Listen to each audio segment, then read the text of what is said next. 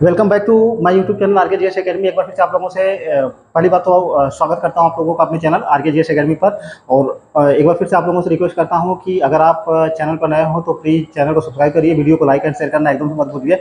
मैंने कहा इस समय फिजिक्स पढ़ा रहा हूँ, भौतिक विज्ञान से मैंने कई सारे चैप्टर पढ़ा दिए हैं। आज वाला जो चैप्टर मैंने उठाया हुआ है वो है उष्मा से। और उष्मा में भी कई चीज़ें हैं जिसमें से मैंने कहा है कि मैं पीसीएस आरओ या साई टेट पेट या जितने भी वनडे एग्जाम होते हैं उनके दृष्टिकोण से मैं वीडियो आपको प्रोवाइड कराता हूँ। मेरा ये चैनल एकेडमिक चैनल नहीं है, मैं कॉम्पिटिटिव चीज़ें ही उसमें से पढ़ाता हूँ। आप पुराने क्वेश्चन पेपर से मेरे पढ़ाई हुई चीज़ों की तुलना कर लीजिएगा, इसके बाद आप लोग आराम से समझ जाएंगे। जो पुराने कैंडिडेट हैं उनको तो अच्छी तरह से पता है, बाकी नए वाले लोग भी पुराने क्वेश्चन पेपर हल करके मेरे पढ़ाई हुए फैक्ट्स को देख सकते हैं। तो आज का हमारा जो चैप्टर है वो है उष्मा।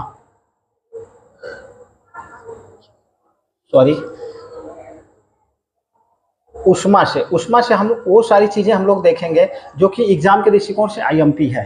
ठीक है, उष्मा में हम लोग देखेंगे चालन, संवहन, विकिरण, यहाँ से कॉन्सेप्चुअल फैक्चुअल सब आता है। इसके बाद जो चालक होते हैं, अचालक होते हैं, कुचालक होते हैं, इसको देखेंगे। एक 15 से 20 मिनट में मैं इस चैप्टर को क्लियर करा दूंगा। ठीक है, तो सबसे पहले उष्मा के बारे में ये चीज़ देख लेते हैं, उष्मा है क्या। तो हमारा सबसे पहला फैक्ट बनेगा उष्मा एक प्रकार की ऊर्जा है। पहला फैक्ट हमारा क्या है, उष्मा एक प्रकार की ऊर्जा है, पहला ही फैक्ट है। अगर आपसे पूछता है कि उष्मा क्या है तो हमारा ऑप्शन रहेगा उष्मा एक प्रकार की क्या है, ऊर्जा है। इसको आप कीवर्ड समझ लीजिए। ठीक है, अब उष्मा का मात्रक क्या होता है, कई बार एग्जाम में पूछा गया है। तो हमारा जो दूसरा फैक्ट बनेगा वो ये बनेगा, दूसरा उष्मा का मात्रक, उष्मा का मात्रक यशाई मात्रक, यशाई पद्धति में उष्मा का यशाई मात्रक जूल है। ठीक है, बहुत ही वीआईएमपी है, कई बार एग्जाम में आया हुआ है। तो यहाँ से जो कीवर्ड्स बनता है उष्मा का यशाई मात्रक, वो हमारा ऑप्शन जाएगा उष्मा का यशाई मात्रक जूल है। ये भी हमारा कीवर्ड्स है। इसके बाद उष्मा का जो ये यशाई मात्रक जूल ये पूछा जाता है। बाकी इसको हम अन्य शब्दों में अगर कहा जाए तो उष्मा को, अगर तीसरे फैक्ट पे जाया जाए तो उष्मा को कैलोरी, उष्मा को कैलोरी, किलो कैलोरी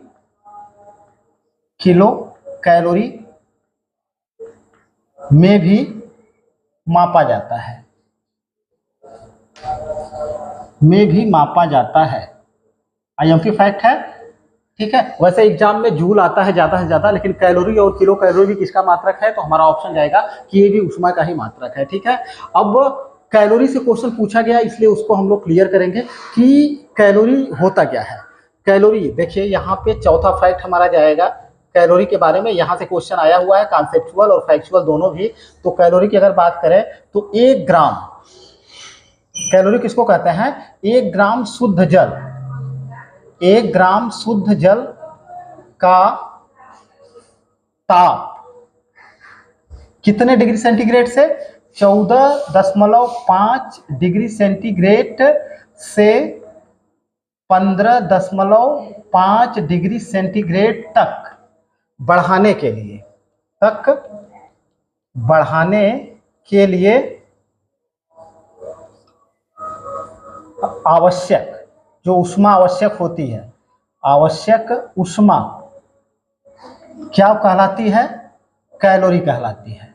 ये भी आईएमपी फैक्ट है, कॉन्सेप्चुअल है, एग्जाम के दृष्टिकोण से आईएमपी है। अगर पूछता है कि कैलोरी का कॉन्सेप्ट क्या है, कैलोरी की परिभाषा क्या है, तो हमारा ऑप्शन जाएगा 1 ग्राम शुद्ध जल का ताप कितने डिग्री सेंटीग्रेड से, 14.5 डिग्री सेंटीग्रेड से 15.5 डिग्री सेंटीग्रेड तक बढ़ाने के लिए जितने उष्मा की आवश्यकता होती है उसे ही कैलोरी कहा जाता है। ये आईएमपी फैक्ट है। अब यहाँ से एक फैक्ट और आईएमपी हमारा बन जाता है, एग्जाम में पूछा गया है कि 1 कैलोरी बराबर कितने जूल होता है।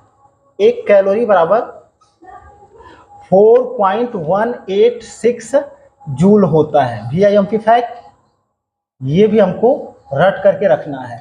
अब कई बार एग्जाम में भी क्वेश्चन पूछा गया है कि 1 कैलोरी बराबर कितना होता है, तो हमारा ऑप्शन जाएगा 4.186 जूल होता है। ठीक है, अब हम लोग चलेंगे उष्मा का। देखिए, उष्मा का एक वस्तु से दूसरे वस्तु में, एक पदार्थ से दूसरे पदार्थ में ऐसे इसका स्थानांतरण होता रहता है। ठीक है, तो और उष्मा जो है कई चीज़ों में, मतलब कई प्रकार की ऊर्जा ऊष्मीय ऊर्जा में चेंज भी होती रहती है। ऊष्मीय ऊर्जा वैद्युत ऊर्जा में भी चेंज हो सकती है, वैद्युत ऊर्जा ऊष्मीय ऊर्जा में चेंज हो सकती है, आंतरिक ऊर्जा में चेंज हो सकती है। कई सारी ऐसी चीज़ें हैं जिसके लिए एक अलग सा चैप्टर है, उसमें हम लोग इसको क्लियर करेंगे, ठीक है। अब यहाँ पे हम लोग देखेंगे ऊष्मा का स्थानांतरण करने की किन विधियों के माध्यम से होता है। तो अगर विधियों की बात करें तो सबसे पहले जो हमारी विधि होती है वो होता है चालन। ऊष्मा का स्थानांतरण का सबसे पहली जो विधि होती है, एक वस्तु से दूसरी वस्तु में ऊष्मा का स्थानांतरण किन विधियों के माध्यम से होता है, तो चालन, संवहन और विकिरण। तो सबसे पहला हम लोग देखेंगे चालन। चालन की परिभाषा क्या है, इसको देख लेते हैं। ऊष्मा स्थानांतरण, ऊष्मा स्थानांतरण की वह प्रक्रिया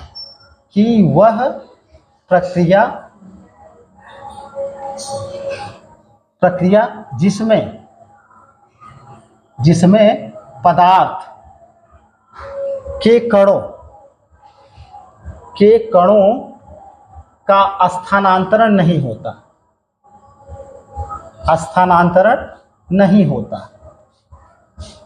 होता।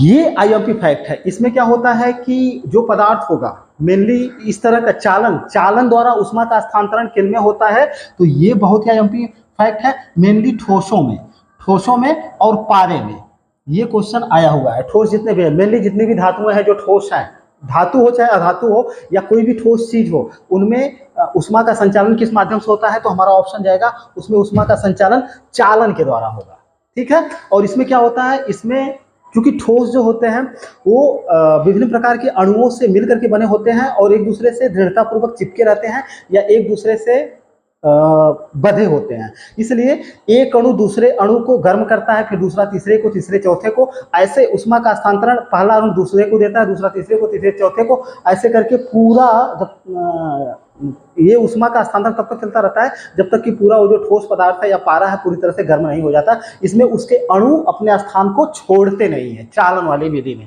ठीक है। और इसमें मेनली ठोसों में और पारे में इसका मतलब इस प्रक्रिया द्वारा स्थानांतरण होता है। तो चालन का एक कॉन्सेप्ट है, और अगर कॉन्सेप्ट क्लियर रहेगा तो आप लोग आराम से लगा सकते हैं। अगर पूछता है कि निम्न में से किसमें चालन द्वारा ऊष्मा का स्थानांतरण होता है, तो अगर इजी टू मॉडरेट वे में क्वेश्चन करता है, ठोस की जगह वो आपका कोई धातु जैसे लोहा हो गया, तांबा हो गया, ऐसे करके दे देता है, तो आप आराम से उसको लगा सकते हैं, क्योंकि आपको पता रहेगा कि ये चीज़ें ऐसी होती हैं जिनके जो एक कण एक दूसरे दृढ़तापूर्वक चिपके रहते हैं और अपना स्थान नहीं छोड़ते हैं, ठीक है। ये चीज़ है, तो इसको मैं मिटाता हूँ। मिटाने के बाद अब दूसरी विधि को देखते हैं। चालन के बाद आता है हमारा संवहन।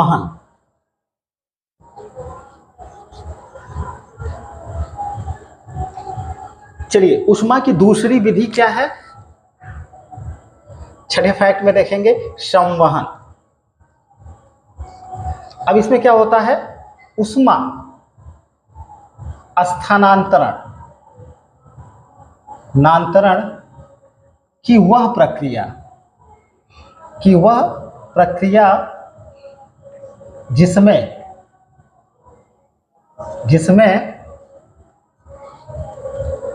पदार्थ के अणु या पदार्थ के अणुओं के स्थानांतरण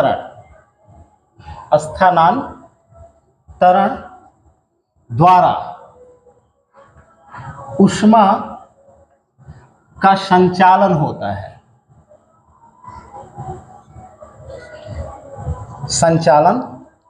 होता है, ठीक है। इसकी विशेषता क्या है, इसमें पदार्थ के अणु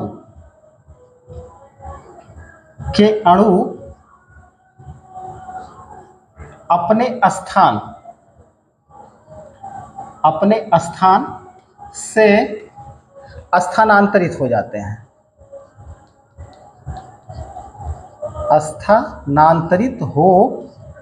हैं,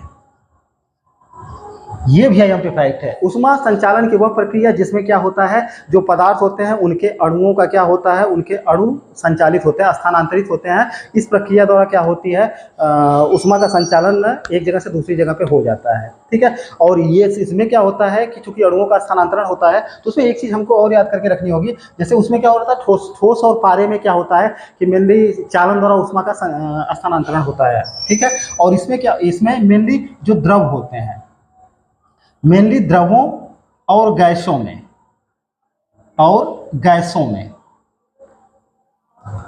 द्रव हैं और जो गैस हैं उनमें ऊष्मा का संचालन किस विधि द्वारा होता है, तो हमारा ऑप्शन जाएगा संवहन द्वारा होता है। लेकिन यहाँ पे एक चीज और ध्यान रखने वाली बात है कि ये जो द्रव हैं और गैस हैं, इसमें मेनली जो है मुख्यतः ऊष्मा का संचालन जो होता है वो संवहन द्वारा होता है, लेकिन इसमें चालन की भी भूमिका होती है। तो अगर ऑप्शन जैसे देगा वैसे करेंगे। इसमें चालन द्वारा ऊष्मा का स्थानांतरण प्लस संवहन द्वारा ऊष्मा का स्थानांतरण होता है, लेकिन मेनली भूमिका संवहन की होती है, क्योंकि पदार्थ के जो अणु होते हैं वो अपने स्थान को छोड़ देते हैं। जैसे कि मान लीजिए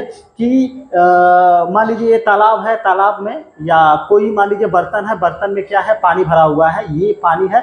अब इस पानी को जब गर्म करना होता है तो नीचे से जब हम गर्म करते हैं, यहाँ से गर्म करना शुरू कर देते हैं, तो होता क्या है कि जब ये पहले नीचे से गर्म होता है, जब नीचे का पानी जब गर्म हो जाता है, तो एक चीज़ और यहाँ पे, जब किसी भी द्रव्य को गर्म किया जाता है तो यहाँ से भी क्वेश्चन पूछा जाता है, तो उसके आयतन में क्या होती है, आयतन में वृद्धि होती है।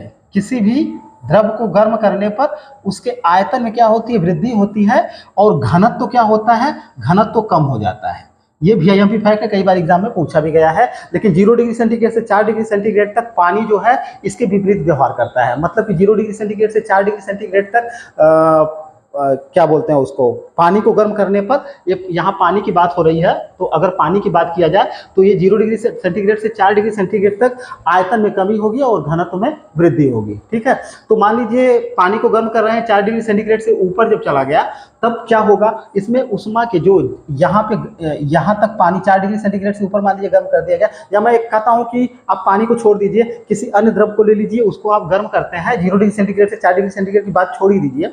तो जब गर्म करने पर यहाँ मान लीजिए यहाँ तक पानी गर्म हो गया, तो यहाँ के जो अणु होंगे उस द्रव्य के, ये क्या हो जाएंगे, मतलब ये गर्म हो जाएंगे। अब जब ये गर्म हो जाएंगे तो गर्म होने पर इसके आयतन में तो वृद्धि होगी, लेकिन घनत्व तो कम हो जाएगा। जब इतने दूर तक गर्म होंगे तो यहाँ तक का घनत्व तो कम हो जाएगा, और जब यहाँ का घनत्व तो कम हो जाएगा तो ये अणु अपना स्थान छोड़ करके यहाँ जो ठंडा पानी है ऊपर का, इसका घनत्व तो अधिक होता है। तो कम घनत्व वाली पदार्थ, जहाँ तक पदार्थ है उसके अणु छोड़ करके अपना स्थान ऊपर तक जाएंगे अधिक घनत्व की तरफ, और अधिक घनत्व के जो अणु होंगे वो नीचे आएंगे, मतलब कम घनत्व की तरफ। तो इस प्रक्रिया द्वारा ये द्रव गर्म होता है। तो संवहन द्वारा ये मेनली द्रवों में जो ऊष्मा का संचालन होता है संवहन द्वारा होता है, हालांकि इसमें चालन की भी भूमिका होती है। तो ऑप्शन जैसे देगा, अगर ऑप्शन देता है कि चालन और संवहन दोनों, तो आप बी और सी या ए और डी या सी और बी जैसे भी होगा वैसे आप मारेंगे। ठीक है, तो ये सारी चीज़ें आईएमपी फैक्ट है, इसको हमको देखना बहुत जरूरी है। कॉन्सेप्ट अगर क्लियर रहेगा तो आप लोग पूरी तरह से सारी चीज़ें कर ले जाएंगे। ठीक है, संवहन हो गया। अब इसके बाद हम आते हैं ऊष्मा का संचालन में एक माध्यम और है विकिरण। अब अगर विकिरण की बात करा जाए तो विकिरण द्वारा मेनली ऊष्मा का संचालन सूर्य और तारों द्वारा होता है। ठीक है, तो तारों की ऊष्मा हमारे तक पहुंच नहीं पाती है, लेकिन सूर्य जो है हमारे ऊष्मा के संचालन का सबसे बड़ा स्रोत है। ठीक है, तो मेनली पृथ्वी को जो ऊर्जा एनर्जी प्राप्त होती है विकिरण द्वारा ही प्राप्त होती है। तो यहाँ पे अगर विकिरण की बात करें तो विकिरण का जो माध्यम है वो सबसे बड़ा माध्यम कौन सा है, सूर्य है। यानी सबसे बड़ा माध्यम कौन है, सूर्य। सबसे बड़ा माध्यम सूर्य है। और सूर्य से जो प्रकाश ऊर्जा आती है, जो ऊष्मीय ऊर्जा आती है, वो सूर्य से जो ऊर्जा आती है किस रूप में आती है, तो हमारा ऑप्शन जाएगा ऊष्मीय विकिरण के रूप में, ऊष्मीय विकिरण के रूप में। ठीक है, तो ऊष्मीय विकिरण के रूप में। लेकिन एक चीज और भी देखना है कि अगर ये क्वेश्चन कर देता है कि सूर्य से जो ऊष्मा संचालित होती है वो कैसे, ऊष्मीय विकिरण के रूप में, तो इसका मतलब ये किस प्रकार का ऊष्मीय विकिरण है। तो यहाँ पे देखना हमारे लिए अच्छी बात रहेगी कि सूर्य से ऊर्जा वैद्युत, चुंबकीय, लघु तरंगों के रूप में, कई बार एग्जाम में आया हुआ क्वेश्चन है। सूर्य से पृथ्वी को ऊर्जा किस रूप में प्राप्त होती है? तो हमारा ऑप्शन जाएगा वैद्युत चुंबकीय लघु तरंगों के रूप में प्राप्त होती है।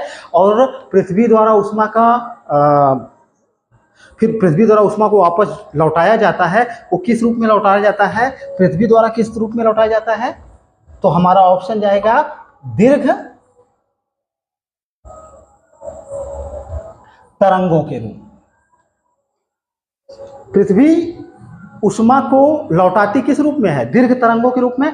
और सूर्य पृथ्वी तक उष्मा किस प्रकार से पहुंचाता है? लघु तरंगों के रूप में, वैद्युत चुंबकीय लघु तरंगों के रूप में। ठीक है, तो ये वाले फैक्ट, ये मेनली 3 फैक्ट थे, चालन, संवहन और विकिरण, जहां से क्वेश्चन बार बार एग्जाम में आते रहते हैं। तो ये फैक्ट आईएमपी थे आपके लिए। मैं इसको मिटाता हूँ, मिटाने के बाद कुछ चीज़ें और हैं जिसको चालन, संवहन और विकिरण के बाद हमारे लिए देखना जरूरी है।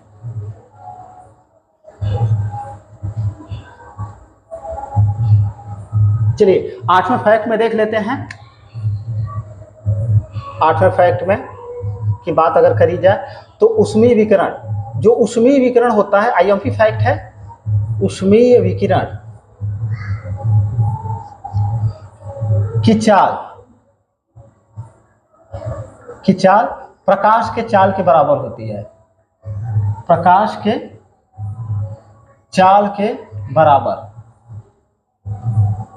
यानी कितना? प्रकाश का चाल कितना है?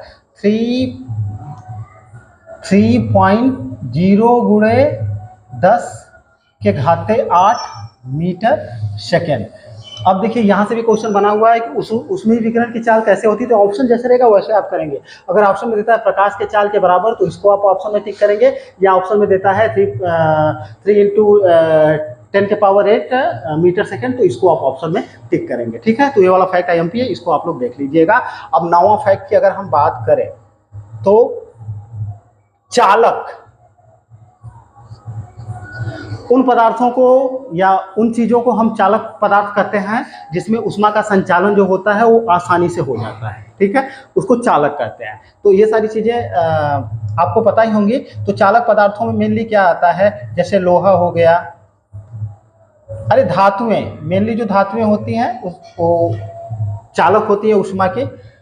और उसमें जैसे लोहा है, तांबा है, अन्य और भी बहुत सारी चीज़ें हैं। जल उष्मा का चालक है, फिर इसके बाद मानव शरीर उष्मा का चालक है। तो ये सारी चीज़ें क्या हैं? उष्मा के चालक है, जिसमें उष्मा का संचालन एकदम आराम से हो जाता है, उसको चालक कहते हैं। ठीक है, अब 10वें फैक्ट में अचालक देखते हैं, कुचालक देखते हैं। कुचालक, यहाँ से क्वेश्चन पूछे जाते हैं अच्छी तरह से। कुचालक, जिसमें इसकी परिभाषा क्या है? क्या इसका कॉन्सेप्ट है? जिसमें उष्मा का संचालन, जिसमें उष्मा का यहाँ सरलता पूर्वक हो रहा था, यहाँ पे कैसे हो रहा है? उष्मा का संचालन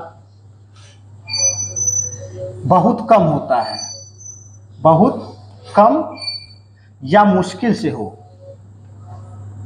बहुत कम या मुश्किल से, उसे हम क्या कहते हैं? उसे अचालक उसे कुचालक पदार्थ कहते हैं। ठीक है, जैसे यहाँ से क्वेश्चन आया हुआ है, जैसे में अगर बात करें तो लकड़ी, ठीक है, कपड़ा, ठीक है, और कांच,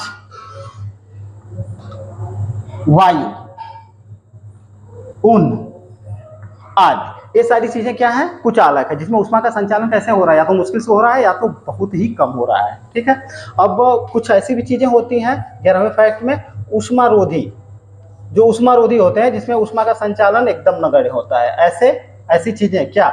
उष्मारोधी, जिसमें उष्मा का संचालन नगण्य होता है, उष्मा का संचालन नहीं, चाहे आप कुछ भी कर लें उसमें उष्मा का संचालन नहीं होगा।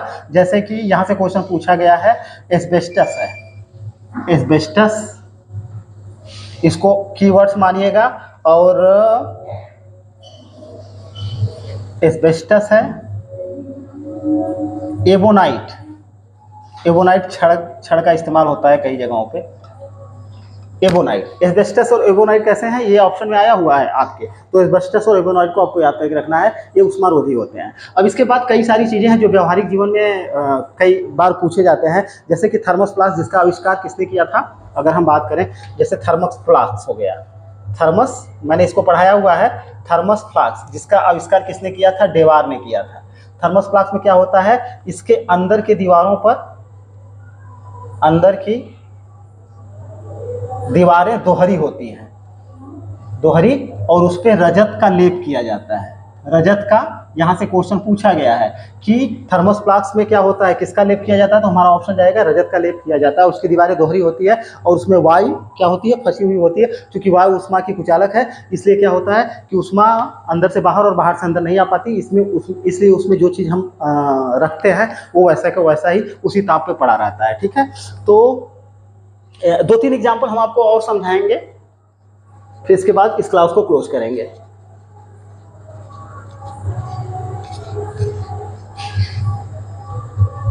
अब जैसे 12वें एग्जाम्पल में अगर हम देखा जाए, 12वें फैक्ट में अगर एग्जाम्पल की हम बात करें तो जैसे ऊनी कपड़े, ऊनी कपड़े, ऊनी कपड़े हमको गर्म क्यों रखते हैं, उसका रीजन क्या है। ऊनी कपड़े गर्म क्यों रखते हैं, उसका रीजन ये है कि ऊनी कपड़े कैसे होते हैं, स्पंजी होते हैं, स्पंजी होते हैं। और उसमें क्या होता है, स्पंजी होने के कारण उनमें वायु जो है फंसी रहती है, स्पंजी होती है तथा वायु फंसी रहती है, उसमें वायु भरी रहती है। और वायु क्या है, उष्मा का क्या है, ये कुचालक है, ये उष्मा का क्या है, कुचालक है। इसलिए क्या होता है कि उष्मा का संचालन नहीं हो पाता है। ठीक है, तो इसलिए ये हमको क्या करते हैं, गर्म रखते हैं। ठीक है, तो ये वाला फैक्ट भी आईएमपी था। जैसे 13 फैक्ट में अगर बात करें तो गर्मियों में कई बार एग्जाम पूछा गया है कि गर्मियों में सफेद, हाँ वीडियो पॉज हो गया था इसलिए इस पर मैं एक बार फिर से जिक्र कर देता हूँ कि ऊनी कपड़े जो होते हैं स्पंजी होते हैं, उनके बीच में क्या होती है, वायु फंसी रहती है, वायु उष्मा का कुचालक है, इसलिए ऊनी कपड़े हमको क्या रखते हैं, गर्म रखते हैं। काली व खुरदरी वस्तुएं जो होती हैं, ये खुरदरी वस्तुएं या सतह जो होती है उष्मा की अच्छी अवशोषक होती है। ठीक है, और जो चीज़ें जितनी अच्छी अवशोषक होगी वो उतनी ही अच्छी उत्सर्जक भी होती है। इसी को किरचॉफ का नियम भी कहते हैं, जो चीज़ जितनी अच्छी अवशोषक होगी उतनी अच्छी उत्सर्जक भी होगी। इसी प्रकार से सफ़ेद कपड़े जो होते हैं ये मतलब बुरे अवशोषक है, मतलब ये क्या है, बुरे अवशोषक, यानी कि ये उष्मा का अवशोषण नहीं कर पाते हैं। ठीक है, और जो चीज़ें जितनी बुरी अवशोषक होती है उतनी ही बुरी उत्सर्जक भी होती है। इसलिए गर्मियों में क्या कहा जाता है कि आप सफ़ेद कपड़े पहनिए, क्योंकि ये उष्मा का अवशोषण नहीं करती है, मतलब उष्मा को अपने अंदर नहीं ले पाती है। ये चीज़ हो गई। उष्मा को एक अवस्था दूसरी अवस्था में परिवर्तित भी किया जाता है। ऐसे कई एग्जाम्पल आपको मिलेंगे, यहाँ से थर्मस फ्लास्क वाला एग्जाम्पल एक था। इसी प्रकार से उष्मा को एक अवस्था से दूसरी अवस्था में परिवर्तित भी किया जा सकता है। जैसे कि भाप इंजन क्या करता है, ऊष्मीय ऊर्जा को किसमें चेंज कर देता है, यांत्रिक ऊर्जा में चेंज कर देता है। उष्मा का स्थानांतरण भी होता रहता है, चालन संबंध विकिरण, सारी चीज़ें मैंने इसमें क्लियर करा दी हैं। फिलहाल एक बार फिर से आप लोगों से रिक्वेस्ट करता हूँ, वीडियो देखने के लिए बहुत बहुत धन्यवाद। प्लीज वीडियो चैनल को लाइक करिए, चैनल को सब्सक्राइब करिए, वीडियो को लाइक और शेयर करना एकदम से मत भूलिएगा। मिलते हैं फिर एक नए नेक्स्ट वीडियो में, जिसमें आईएमपी चीज़ मैं आप लोगों को आईएमपी फैक्ट उपलब्ध कराऊंगा। ठीक है।